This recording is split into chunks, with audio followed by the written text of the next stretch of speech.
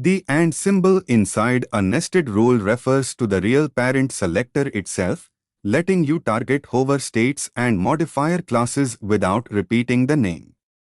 In this video you'll use AND several genuine ways. And here genuinely resolves to .btn, so AND hover compiles to the real selector .btn-hover. And large genuinely compiles to .btn-large, a real, common pattern for BEM-style modifier classes. Here AND appears at the end of a selector.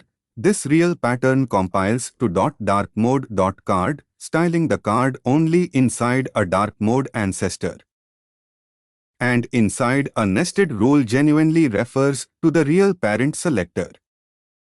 And hover and large are real, common patterns for states and BEM modifiers.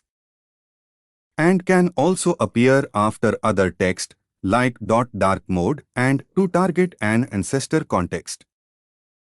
Rewrite a real hover and a real modifier class using AND nesting. Ready to split real styles across multiple genuine files?